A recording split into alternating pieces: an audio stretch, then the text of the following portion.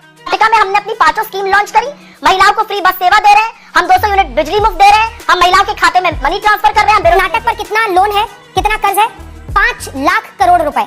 अंग्रेजी में एक सेइंग है, आपने बिल्कुल कील को उसके सिर पर दे मारा, बिल्कुल सही बात कही है। क्या बचकाना बयान देते हैं? मैं बचकाना कहूंगा, बेवकूफी वाला नहीं कहूंगा, वरना भड़क जाएंगे। ये सबसे बड़े घुसपैठिए इसलिए है क्योंकि जब ये केरला जाएंगे तो क्रिश्चियन को बाकी से लड़ाएंगे, जब ये हरियाणा जाएंगे तो जाट बनाम सबके करेंगे। पीक माफिया जो व्यापक घोटाला था उसके बारे में कोई चिंता ही नहीं है, वो कृषि मंत्री वाले घूम रहे हैं और इधर उधर की बयानबाजी कर रहे हैं। इस गति को हटाइए। अरे बंद कीजिए, मत बोलिए। डिम्बिट क्यों बोला? अंजना जी डिम्बिट क्यों बोला? नमस्कार दोस्तों, जनता दरबार की एक और जोरदार वीडियो में स्वागत है आपका। दोस्तों, हमारे बड़े बुजुर्ग बोला करते थे कि अगर तुम किसी अच्छे व्यक्ति से बात कर रहे हो तो उसके सामने अगर थोड़ी सी भी गलती कर दो तो वो इग्नोर कर देते थे, लेकिन वहीं बुरी व्यक्ति के सामने गलती ना भी करो तो तुम्हें वो गलत ही बना देगा। खैर दोस्तों, आज की इस डिबेट में ऐसा ही कुछ होने वाला है। हमेशा की तरह गौरव जी ने सुप्रिया मैडम की अच्छी खातिरदारी किया है। आपसे अनुरोध है कि वीडियो को अंत तक जरूर देखिएगा। अगर आपने अभी तक हमारे चैनल को सब्सक्राइब नहीं किया तो चैनल को सब्सक्राइब और वीडियो को लाइक जरूर से कीजिएगा। चलिए दोस्तों, मेन वीडियो को स्टार्ट करते हैं। चलिए शुरू करते हैं। से आपकी कहीं पर वापसी राज्य सरकार में नहीं हुई है और कर्नाटक में आप ही की पार्टी के अध्यक्ष ने कहा कि वही वादा करो जो आप पूरा कर सको। उन्होंने यहां तक कहा कि दिवालियापन की नौबत ना आए, सड़क पर रेत डालने के भी लायक ना रह जाओ, सोच समझ कर बोलो। कर्नाटक का उदाहरण है जहां पर आप देखिए, गृह ज्योति हर महीने 200 यूनिट फ्री बिजली, गृह लक्ष्मी परिवार की महिला मुखिया को 2000 रुपए प्रति माह, उचिता प्रयाणा जो है प्रदेश की महिलाओं के लिए फ्री बस सुविधा, जिस पर खुद डीके शिव कुमार कह रहे हैं कि अब हम इस पर वापसी करेंगे। युवा निधि जिसमें 3000 देना है बेरोजगारों को, डिप्लोमा धारकों को 1500, अन्न भाग्य, बीपीएल परिवारों को प्रति व्यक्ति 10 किलो चावल।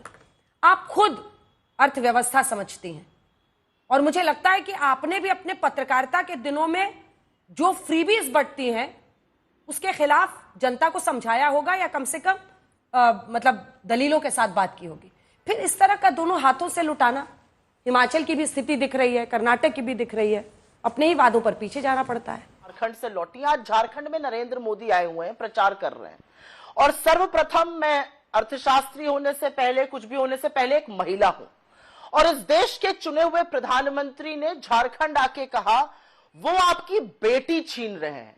जिस देश में बेटी को पूजा जाता है वहां आकर बेटी के बारे में यह शब्द वही व्यक्ति कह सकता है जिसके मन में महिला के लिए रत्ती भर सम्मान नहीं है, अन्यथा यह कहना बहुत मुश्किल था। मुझे लगता था कि मुजरे और मंगलसूत्र से आगे नहीं गिर सकते हैं, लेकिन मोदी जी ने उससे भी घटिया वक्तव्य देकर, उससे भी ज्यादा पद की अपनी गरिमा को, अपने आप को, अपनी भाषा को, अपनी मर्यादा को तार तार कर दिया, यह कहकर कि वो आपकी बेटियां छीन रहे हैं।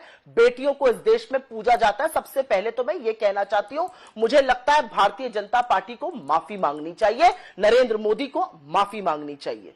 सर्वप्रथम तो मैं ये कहना चाहती हूं। अंजना जी, आपने कुछ वक्तव्य दिए और यहां पर आपने खरगे जी की बात का उल्लेख किया।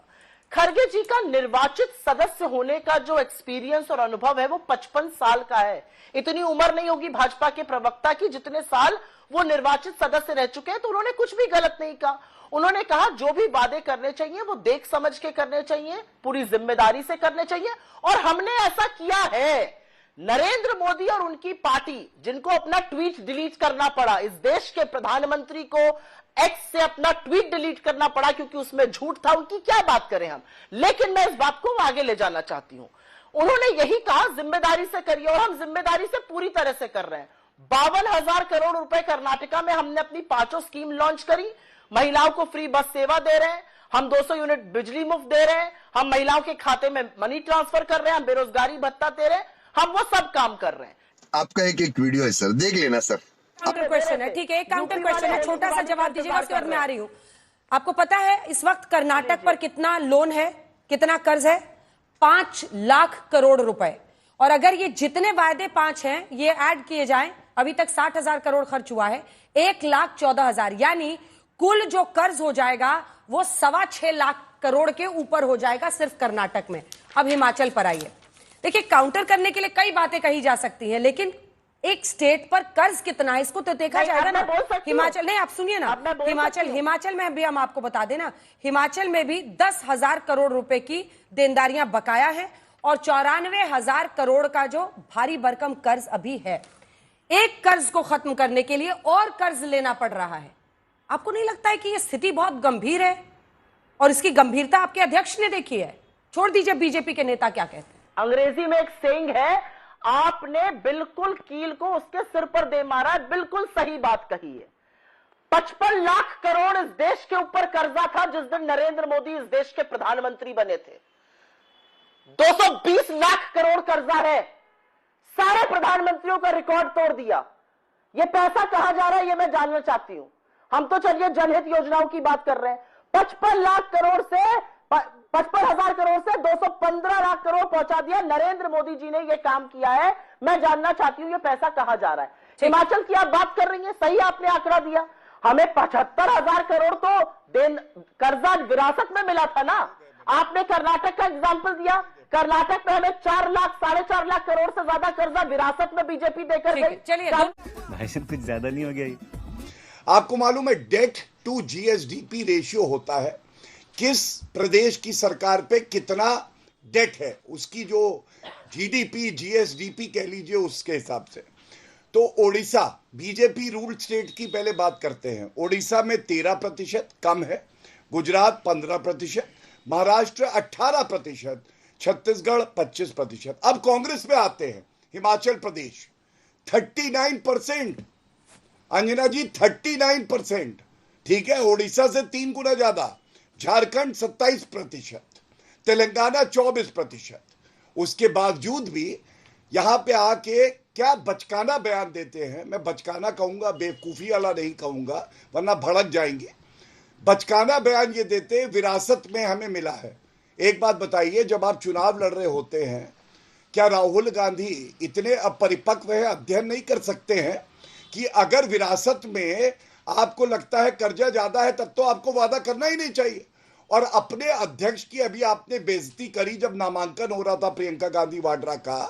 वो बेचारे पीछे से झांक रहे थे, अंदर नहीं आने दिया जा रहा था।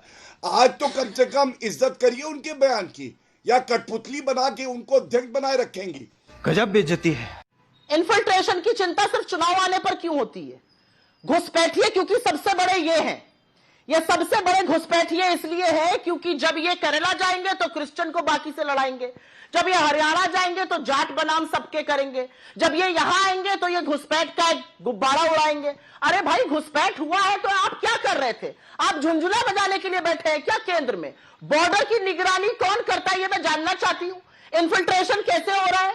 अमित शाह जी क्या कर रहे हैं? अमित शाह जी सिर्फ पकौड़े तलवा रहे हैं लोगों से, झुंझुना पकड़ाया हुआ सबको, ये मैं जानना चाहती हूं। और इतनी आदिवासियों की चिंता है भाजपा को, तो मेरे 2 सवाल हैं। सरना धर्म कोड है यहाँ का, पास होकर गया हुआ सेंटर के पास 2 साल से। आदिवासियों की संस्कृति का सबसे बड़ा ध्वजवाहक है। 2 साल से सरना धर्म कोड को छू नहीं पाई है भाजपा, कुछ नहीं कर रही है, मुंह में दही जमाए बैठी है। पहली चीज, असम में एनआरसी हुआ, एनआरसी में 19 लाख लोगों का नाम आया, कहां है वो लोग मैं जानना चाहती हूं। किस राज्य में भेज दिए गए? किस गिलेटिन में रख दिए गए? किस जेल में डाले गए? गुजरात भेज दिए गए क्या सब? इसलिए दूध से धुलकर नहा कर आ गए। जब चुनाव आएगा, और सबसे बड़े सरगना घुसपैठियों के कौन? हेमंतो बिस्व शर्मा, जो सीबीआई का केस लेकर अपने ऊपर घूमते थे, बीजेपी आ गए, सीबीआई का केस खत्म हो जाता है। और दूसरा कौन झारखंड में घूम घूम कर नफरत फैला रहा है? शिवराज सिंह चौहान। अरे व्यापम घोटाले का क्या हुआ ये पूरा देश जानना चाहता है। देश जानना चाहता है कि सबसे बड़ा पेपर लीक माफिया जो व्यापक घोटाला था उसके बारे में कोई चिंता ही नहीं है। वो कृषि मंत्री बने घूम रहे हैं और इधर उधर की बयानबाजी कर रहे हैं, और नरेंद्र मोदी आकर यहां पर इस तरह की बातें करते हैं, फिर नारा देंगे बटेंगे तो कटेंगे। बांटने वाले सबसे ज्यादा ये लोग। और अगर ऐसा कुछ हुआ है, अगर इन्फिल्ट्रेशन हुआ है, तो आपकी विफलता है, आपके चलते हुआ है, आपने बॉर्डर ठीक से नहीं देखा। और एक बात मैं अंजना जी यहां पर और कहना चाहती हूं, आपने महिलाओं की बात कही, मैं बिल्कुल महिलाओं की इस बात से सहमत हूं। महिलाओं के लिए किसी को भी अपशब्द नहीं कहने चाहिए, मैं उसका बिल्कुल समर्थन नहीं करती हूं। आपके और बाकी शोज पर कई बार बता चुकी हूं कि मैंने वो नहीं कहा था, किसी और ने कहा था, उसको नौकरी से निकाला गया, दिल्ली पुलिस ने भी किया था, ये सब हो चुका है, मैं बार बार नहीं करूंगी। I don't want to give him the advantage और even the pleasure of saying this again to him because he seems like a dimwit who doesn't know.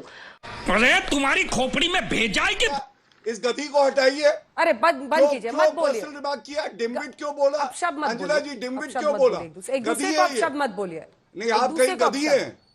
नहीं, डिम्बिट क्यों बोला? डिम्बिट क्यों बोला? गधी ने क्यों बोला? गधी ने? बंद कीजिए, बंद कीजिए, बंद कीजिए। डिम्बिट क्यों बोला? बंद कीजिए। आपको ये ठीक लग रहा है अंजना जी? आपको ये ठीक लग रहा है अंजना जी? नहीं, मुझे डिम्बिट भी अच्छा नहीं लगा आपको था। अच्छा लग रहा है अंजना जी? नहीं, क्यों? मुझे क्या अच्छा लगना है? आप लोग अपना अपना व्यवहार देखिए, चुप करा दीजिए, मुझ पर मुझे मत बोलने थोपिए। नहीं, ना एक आप मिनट, थोपिए ना sorry। आप थोपिए मैडम, Sorry। प्लीज अपना अपना व्यवहार देखिए। ना, आप उनको personal डिम्बिट बात बोलेंगी तो किसने उधर से करी? फिर आ रहा है। आप मैं चुप उनको भी कराइए मना कर रही हूँ, ना। आपको भी कर रही हूँ। मुझे क्या अच्छा लगेगा? मुझे अच्छा नहीं लगता। तो आप गधी है फिर। सभा 5 मुझे एकदम अच्छा नहीं लगता। राहुल गांधी मैं बता रही हूँ, दुलत्ती और मारेंगे इसीलिए आपको। मैंने ये डिसिप्लिन आपने लाया डिबेट में कि एक एक करके बोलिए, बट अब शब्द मत बोलिए। दोस्तों वीडियो को अंत तक देखने के लिए धन्यवाद। आज का ये डिबेट वीडियो आप लोगों को कैसा लगा, आप लोग कमेंट सेक्शन में अपनी राय जरूर दे सकते हैं। अगर आप लोगों ने अभी तक हमारे चैनल को सब्सक्राइब और वीडियो को लाइक नहीं किया तो वीडियो को लाइक और चैनल को सब्सक्राइब जरूर कीजिएगा। चलिए दोस्तों, मिलते हैं कोई और लेटेस्ट डिबेट वीडियो में, तब तक के लिए जय हिंद, जय भारत, वंदे मातरम।